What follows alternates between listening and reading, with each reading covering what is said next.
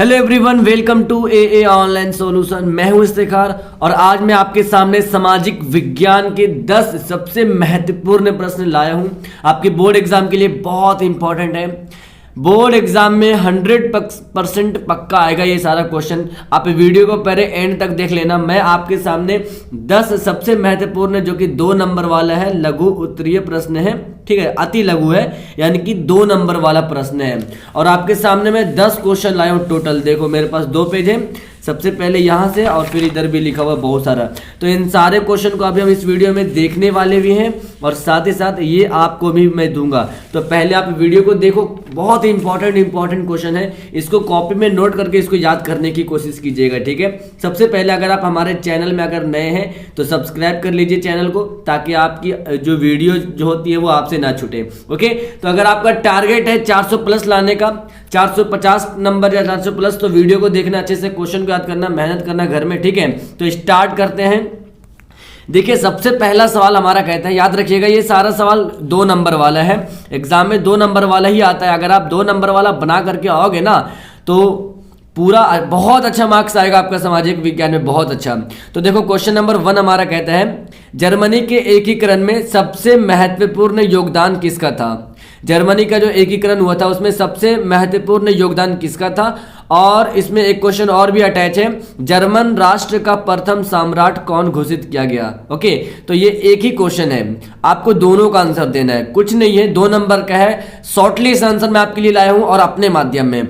इनका उत्तर देखिए, जर्मनी के एकीकरण में ऑटो वॉन बिस्मार्क का सबसे महत्वपूर्ण योगदान था। सिंपल, यहां से लेकर के जो यहां तक जो क्वेश्चन कहता है कि जर्मनी के एकीकरण में सबसे महत्वपूर्ण योगदान किसका था, तो जर्मनी के एकीकरण में ऑटो वॉन बिस्मार्क, ये पूरा नाम है उसका, ठीक है। तो आप शॉर्टकट में भी लिख सकते हैं कि बिस्मार्क का सबसे महत्वपूर्ण योगदान था। आप जो यहां से ये जो क्वेश्चन कहता है कि जर्मन राष्ट्र का प्रथम सम्राट कौन घोषित किया गया था, तो यहां पर इसका आंसर है पर्सा के राजा विलियम प्रथम को जर्मन राष्ट्र का प्रथम सम्राट घोषित किया गया था। क्लियर है। तो ये हमारा यहाँ पर हमारा आंसर समाप्त होता है। कितना इजी है, एकदम याद करना है कि आराम से याद करना। जर्मनी के एकीकरण में ऑटो वॉन बिस्मार्क का सबसे महत्वपूर्ण योगदान था और पर्सा के राजा जो विलियम प्रथम था उसको जो है जर्मन सम्राट घोषित कर दिया गया था। क्लियर है। अब क्वेश्चन नंबर देखते हैं 2। देखिए question number 2 most important question है, रॉलेट एक्ट क्या थे। एकदम वीवीआई है और एग्जाम में आने वाला ये सारा क्वेश्चन, आप इसको बस याद करके कॉपी में लिख करके याद कर लेना, ठीक है। अब देखो रॉलेट एक्ट 2 नंबर में आएगा, 5 नंबर में ये नहीं पूछता है, ठीक है। तो आपको ऐसे ही लिखना है कि जैसे कि 2 नंबर में सवाल, ऐसा आंसर बताना है कि 2 नंबर का लगे और आपको फुल मार्क्स मिले। अब इसका आंसर देखिए, रॉलेट एक्ट 1919 ईस्वी में पारित एक ऐसा कानून था जिसमें भारतीयों पर किसी तरह के मुकदमे को चलाए बिना शंका के आधार पर गिरफ्तार कर 2 साल तक जेल में बंद किया जा सकता था। अब इसको समझिए, रॉलेट एक्ट जो है ना, ये मुकदमा चल रहा था, ये सरकार के द्वारा, ब्रिटिश सरकार के द्वारा ये मतलब कि एक्ट लाया गया था। क्यों लाया गया था, ये मतलब कि बिना, जो भारत में जो आदमी रहते थे, जो मनुष्य रहते थे, उनको जो है बिना किसी मुकदमे पे उसको कुछ भी नहीं किया, वो बिना किसी वारंट का उसको पकड़ के गिरफ्तार करके उसको 2 साल तक उसको जेल में बंद करता था, उसको बंद किया जाता था। इस प्रकार ये इसी को मतलब कहते हैं रॉलेट एक्ट। मतलब ये जो है ना 1919 में पारित हुआ था, निकला था ब्रिटिश सरकार के द्वारा, और ये ऐसा कानून था जो कि भारतीयों के लिए था। और इस पर क्या था कि किसी भी मुकदमे पर कोई भी मुकदमा नहीं चलेगा, अब बिना शंका के उसको गिरफ्तार कर लिया जाएगा। बस वही है रॉलेट एक्ट। क्लियर है। ओके, और रॉलेट एक्ट के बाद ही तो हुआ था जलियांवाला बाग हत्याकांड 13 अप्रैल 1919 में। तो जलियांवाला बाग हत्याकांड जो है ना, जलियांवाला बाग हत्याकांड जो हुआ था वो रॉलेट एक्ट से अटैच है। कहानी पढ़ोगे तो समझ में आएगा आपको। देखिए क्वेश्चन नंबर 3 कहता है, असहयोग आंदोलन कब और क्यों वापस लिया गया, ठीक है। असहयोग आंदोलन आप जानते हैं कब हुआ था और इनको वापस क्यों लिया गया था, इनका रीजन क्या है, ये 2 नंबर में आएगा सवाल। इनका उत्तर देखिए, असहयोग आंदोलन महात्मा गांधी के द्वारा या महात्मा गांधी जी के द्वारा 1920 से लेकर 1922 में, मतलब कि गांधी जी के द्वारा इतना ये डेट दिया हुआ है कि ये मतलब इस डेट में असहयोग आंदोलन हुआ था, यानी कि गांधी जी के द्वारा शुरू की गई थी असहयोग आंदोलन। ये जो था, जो मतलब कि ये जो आंदोलन था प्रथम जन आंदोलन था, और इस आंदोलन को चौरी चौरा, यानी कि चौरी चौरा, ये चौरी चौरा का कांड का डेट है, यानी चौरी चौरा के घटना के कारण वापस लिया गया। इसको समझिए ध्यान से। सबसे पहले पूछ रहा है कि असहयोग आंदोलन कब हुआ था और क्यों वापस लिया गया था। तो असहयोग आंदोलन जो है महात्मा गांधी जी के द्वारा, और ये डेट है कि 1920 से हुआ था और 1922 तक चला था। तो हमने लिख दिया कि कब हुआ था, तो ये महात्मा गांधी जी के द्वारा शुरू की गई थी, और ये सबसे पहला यानी कि प्रथम जन आंदोलन था। और इस आंदोलन को वापस लेने का कारण जो था वो चौरी चौरा की घटना, चौरी चौरा एक घटना हुई थी 5 फरवरी 1922 ईस्वी को। इसमें मैं ये क्वेश्चन आपको एकदम पूरा डिटेल से पढ़ाया था, आप इससे पहले वीडियो में देखिएगा तो बताएंगे। इसमें चौरी चौरा कांड में क्या हुआ था कि पुलिस स्टेशन में भारत के जो जनता थे उन्होंने आग लगा दिया था। किस कारण से आग लगाया पहले वो आप जानना। अब देखो बीच का पॉइंट मत समझना, ठीक है। आग लगाने का कारण भी था, तो मैं आपको पॉइंट सिर्फ बताता हूं कि जब पुलिस स्टेशन में जो है आग लगा दिया गया था तो उसमें जो है 22 कर्मी मारे गए थे, 22 पुलिसकर्मी मारे गए थे, उसी का नाम था चौरी चौरा कांड।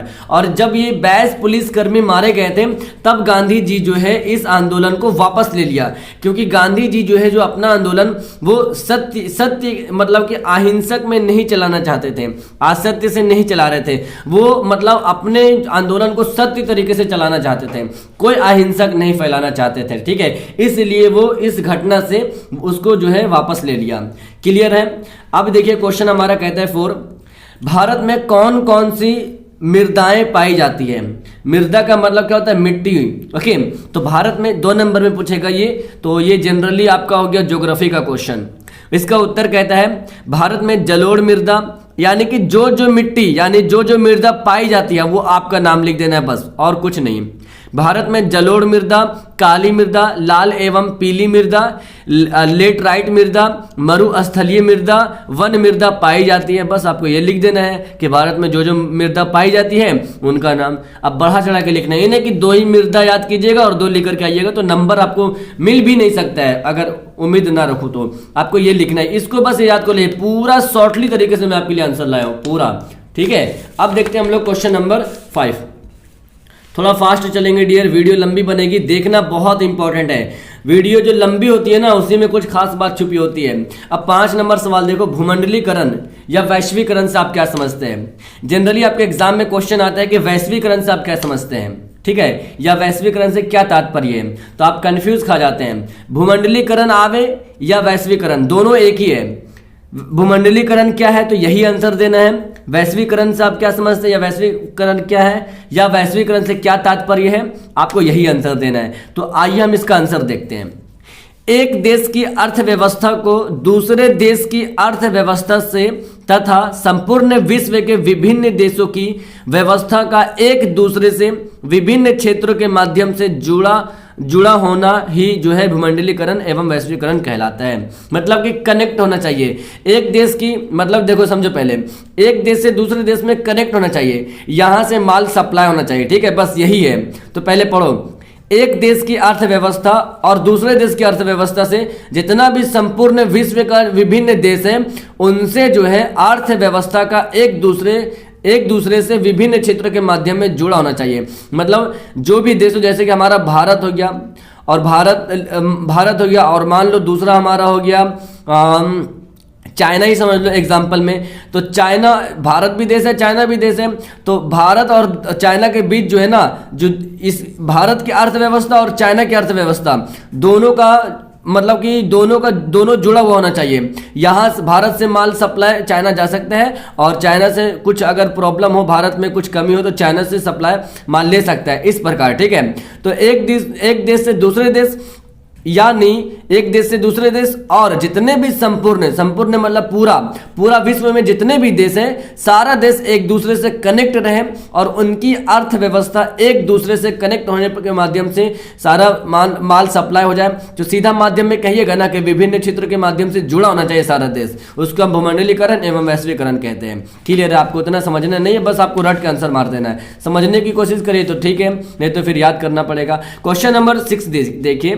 क्वेश्चन नंबर 6 बहुत इंपॉर्टेंट क्वेश्चन है। जैव और अजैव संसाधन क्या होते हैं? उदाहरण सहित लिखिए। सबसे पहले आपको यहां पर इसमें 2 क्वेश्चन बन जाता है। जनरली ये 2 नंबर का सवाल है, बहुत छोटा सा सवाल है, इसको लॉन्ग में मत लेना, ठीक है।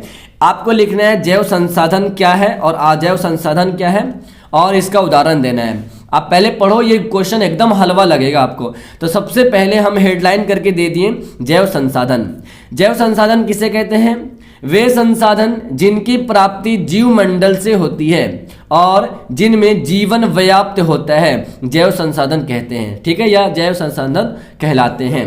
जनरली आप इसको ऐसे कह सकते हैं कि जैव संसाधन जो है जिसमें जीवित वस्तुओं जीवित होते हैं, मतलब कि जो सांस लेते हैं, जीवमंडल से होती है, जो जिंदा होता है उसको जीवित कह सकते हैं। जो वे संसाधन जिसमें जीवित हो, जिसमें मानव अपना आसानी से सांस ले सके, जैसे पेड़ पौधा ये सब अपना सांस ले सके, तो आप ऐसे भी लिख सकते हैं कि जिनकी प्राप्ति जीवमंडल से होती है और जिनमें जीवन व्याप्त होता है, जिसमें जीवन होती है, जो सांस ले सके, ठीक है, उनको हम जैव संसाधन कहते हैं। इसी का अपोजिट हमारा अजैव है। तो पहले हम जैव का उदाहरण देख लेते हैं। जैसे देखो, मनुष्य जीवित होती है, ये अपना जीवन व्याप्त करते हैं, ठीक है।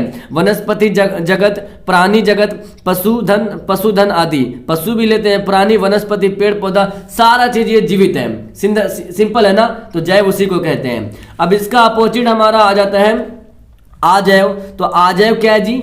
वे संसाधन जो निर्जीव वस्तुओं से बने होते हैं, मतलब कि जो निर्जीव हो वो अजैव संसाधन है। क्लियर है एकदम आपको? निर्जीव कौन कौन हो गया?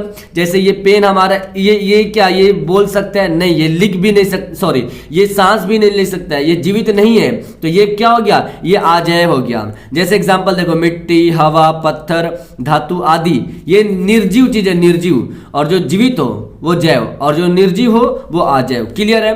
तो आपको लिख देना है। यहां पर उदाहरण भी बोल रहा था ना, तो यही तो उदाहरण है। जैसे कि ये जो है ना, यही तो उदाहरण हमारा, इसका भी उदाहरण ये वाला है, ठीक है।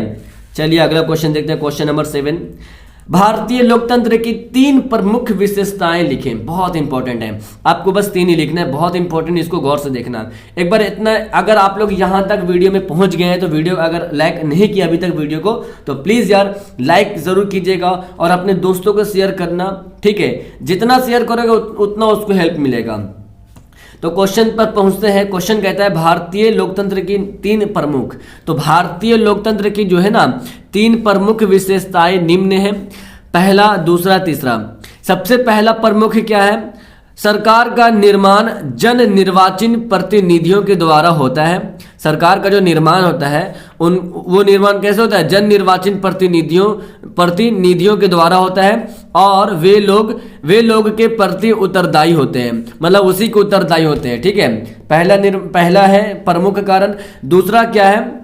दूसरा कहता है कि राजनीतिक सत्ता की प्राप्ति के लिए एक से अधिक दलों के मध्य प्रतिस्पर्धा होती है। मतलब कि देखो, राजनीतिक सत्ता की प्राप्ति के लिए जो एक से अधिक दलों के जो मध्य होते हैं वो प्रतिस्पर्धा होते हैं। मतलब एक से ज्यादा दल जितने भी होगा वो सब जो है मध्य प्रतिस्पर्धा होती है। ये तीसरा कारण है। अब ये दूसरा है। तीसरा क्या कहता है? चुनाव सार्वभौमिक वयस्क मताधिकार के आधार पर समय समय पर होते हैं। चुनाव भी होते हैं समय समय पर। अभी 2024 में भी चुनाव होने वाले हैं, आगे 5 साल बाद चुनाव होगा, तो इस प्रकार है, ठीक है। तो याद कीजिएगा इसको। अब देखिए क्वेश्चन नंबर हम लोग पहुंचते हैं 8 नंबर में, जल्दी से करेंगे। देखो क्वेश्चन नंबर 8 हमारा कहता है धर्म निरपेक्षता से आप क्या समझते हैं? धर्म निरपेक्षता का क्लियर यही एक लाइन हम कह सकते हैं कि धर्म निरपेक्षता यही है कि हम जो है खुशी खुशी से बिना किसी दबाव के हम अपने धर्म को बदल सकते हैं, सिंपल माध्यम में, ठीक है। तो हम अपने माध्यम में तो बता दिए, अब आइए क्वेश्चन में आंसर देखते हैं, ठीक है। धर्म निरपेक्षता से क्या तात्पर्य है ना? तो आंसर देखो, राज्य का अपना कोई धर्म ना हो तथा राज्य में रहने वाले व्यक्ति स्वेच्छा से कोई भी धर्म अपना सके तथा राज्य धर्म के आधार पर नागरिकों में भेदभाव ना करें तो यह स्थिति धर्मनिरपेक्षता कहलाएगी। क्या कहलाएगी? धर्मनिरपेक्षता कहलाएगी। अब एक लाइन में आपको बताऊं तो देखो, यहां कहता है कि राज्य का कोई भी अपना धर्म ना हो और राज्य में रहने वाले जितने भी व्यक्ति हो वो स्वेच्छा का मतलब क्या होता है कि अपने मन से, बिना किसी के दबाव पे, ठीक है, ऐसे भी कह सकते हैं, तो व्यक्ति जो है खुशी खुशी से जो है किसी भी धर्म को अपना सके और अपना सके और तथा राज्य धर्म के आधार पर अपना नागरिकों में भेदभाव ना करें। जैसे कि अगर आप जैसे मान लो कोई भी धर्म अपना रहा हो, ठीक है, तो उसमें कोई भी नागरिक उसको भेदभाव ना करे, तो यही हमारा धर्मनिरपेक्षता कहलाती है। आप याद करो, मैं बहुत शॉर्ट में आंसर लाया हूं आपके लिए, तो इसको याद कर लेना, ठीक है। देखिए 9 नंबर सवाल कहता है प्रति व्यक्ति आय से आप क्या समझते हैं। ये बहुत इंपॉर्टेंट क्वेश्चन है, एग्जाम में बहुत बार आ चुका है और ये इकोनॉमी का सवाल है, 2 नंबर में 100% आएगा डियर। इसका उत्तर देखो, किसी देश की कुल आय को कुल जनसंख्या से भाग देने पर प्राप्त आय को हम औसत आय कहते हैं। इसे प्रति व्यक्ति आय भी कहते हैं। अब देखिए कहीं कहीं आपके एग्जाम में पूछेगा औसत आय किसे कहते हैं या औसत आय से आप क्या समझते हैं, तो दोनों वही है, औसत आय और प्रति व्यक्ति आय दोनों वही है, ठीक है। तो याद करना, दोनों में से कोई भी आ सकता है, सवाल एक ही है, सवाल का आंसर एक ही है, दोनों को सवाल का मतलब जो है ना, सवाल एक ही चीज कह रहा है, ठीक है, औसत आय बोले या प्रति व्यक्ति आय, तो दोनों आएगा तो वही आंसर मारना, ठीक है। मतलब कि जो है ना किसी देश की कुल संख्या, सॉरी किसी देश की कुल आय, जितना भी आय है जितना भी आय है उसको जो है कुल जनसंख्या से भाग देना है, जितना आय है किसी देश का और उसको कुल जनसंख्या से भाग देने पर जितना भी आय आएगा वो औसत आय या प्रति व्यक्ति आय कहलाएगा। क्लियर है? अब इस वीडियो का लास्ट क्वेश्चन देख लो पहले, ये बहुत इंपॉर्टेंट क्वेश्चन है, इसको आप VVI टिक लगा लो क्योंकि बहुत बार एग्जाम में आया है, ठीक है। क्वेश्चन कहता है वैश्वीकरण से आप क्या समझते हैं, अपने शब्दों से स्पष्ट कीजिए, अपने शब्द से लिखना है। 2 नंबर का आएगा, ये 5 नंबर का नहीं पूछता है, ठीक है। 5 नंबर का आपको पूछेगा क्या क्या, बिस्मार्क का योगदान, गैरिबाल्डी का योगदान, इटली के एकीकरण में सबसे महत्वपूर्ण योगदान किसका किसका था, पूरा उदाहरण सहित लिखे, पूरा ऐसे करके विस्तार करके लिखे, ये सब 5 नंबर में आता है। ये 2 नंबर का सवाल है, ठीक है। देखिए वैश्वीकरण का अर्थ एक ऐसी व्यवस्था से है जिनमें किसी भी देश की अर्थव्यवस्था को विश्व की अन्य अर्थव्यवस्थाओं से विदेशी व्यापार एवं विदेशी निवेश द्वारा जोड़ा जाता है। वैश्वीकरण के कारण आज विश्व के विभिन्न देशों के बीच वस्तुओं, सेवाओं, तकनीकी तथा श्रम का आदान प्रदान हो रहा है, ठीक है। इस कार्य में बहुराष्ट्रीय कंपनियां बड़ी महत्वपूर्ण भूमिका निभाई है जब वे अपनी इकाइयां संसार के विभिन्न देशों में स्थापित करती है। इसका सीधा से माध्यम देखिए कि वैश्वीकरण का एक मेन हेडलाइन आपका कहता है कि वैश्वीकरण से इसका डोनेट समझ लो कि आप भूमंडलीकरण, हमने शायद यहाँ पे देखो, ये देखो सवाल दिख रहा आपको, क्वेश्चन लगता है सेम है, देखो क्वेश्चन नंबर 10 और क्वेश्चन नंबर ये जो दिख रहा है आपको क्वेश्चन नंबर 7 दोनों सेम है, लेकिन आप देखो ये वैश्वीकरण से क्या समझते हैं, देखो आंसर सेम है, इसके जगह पे आप ये क्वेश्चन के जगह पे आप इसका आंसर भी बैठा सकते हैं, कोई दिक्कत नहीं, ठीक है, ओके, कोई दिक्कत नहीं, सिंपल है। ये अलग से लिखा हुआ है, इसमें अपने शब्द में लिखना है, ठीक है। और ये गौर करना, भूमंडलीकरण भी हम उसी को कहते हैं, भूमंडलीकरण भी हम वैश्वीकरण को ही कहते हैं, ठीक है। तो देखो, तो इसमें क्या होता है ना कि अभी हम आपको बता देते कि एक देश से दूसरे देश में कनेक्ट होना चाहिए और विश्व में जितने भी देश है सारे देश एक दूसरे से कनेक्ट होकर के वस्तुओं और सेवाओं और तकनीकों का श्रम में आदान प्रदान हो, एक देश से दूसरे देश आए और दूसरे देश से पहले देश या तीसरे देश में जाए, उसको हम आदान प्रदान कहते हैं, ठीक है। और इसमें क्या हुआ कि इसी कार्य में जो है बहुराष्ट्र कंपनियां सबसे बड़ी भूमिका जो निभाई है, बहुराष्ट्र कंपनियां इसमें जो है बहुराष्ट्र कंपनी है जिसमें बहुत भूमिका निभाई है एक देश से दूसरे देश में पहुंचाने की। तो आपको याद करना नहीं है, इसको समझना है, ठीक है। कोई दिक्कत हो तो आप मुझे कमेंट में बताना, इसको पढ़ना अच्छे से कुछ नहीं है। इसका मेन ही मुद्दा ये कहता है कि एक देश की अर्थव्यवस्था और विश्व के अन्य जितने भी देश है उनसे कनेक्ट हो, उनके द्वारा जोड़ा जाता है। वैश्वीकरण जोड़ता है और जोड़ने पर वैश्वीकरण के जितने भी विभिन्न विदेश के जो वस्तुएं और सेवाएं तकनीक होती है सारा एक दूसरे देश से आदान प्रदान होता है, सप्लाई होता है, बस वही वैश्वीकरण कहलाता है। ठीक है, तो आप अपने शब्दों में लिखिएगा या अपने शब्दों में। ठीक है, तो वीडियो कैसी लगी डियर, एक बार फिर से अगर आपने वीडियो को लाइक नहीं किया तो वीडियो को लाइक करो यार। आपके लिए इतना मोटिवेट, मतलब आपके लिए इतना क्वेश्चन मेहनत करता हूं यार, तो एक लाइक जरूर करना। आपका एक लाइक मेरे लिए बहुत मोटिवेट साबित होती है। आप इस वीडियो को अपने दोस्तों के साथ शेयर करो और अगले बंदों को बोलो कि वो आगे शेयर करें। ठीक है, सबसे पहले वीडियो को लाइक करो, सब्सक्राइब करो। मैं मिलता हूं आपसे नेक्स्ट वीडियो में। Thank you, that's all, bye.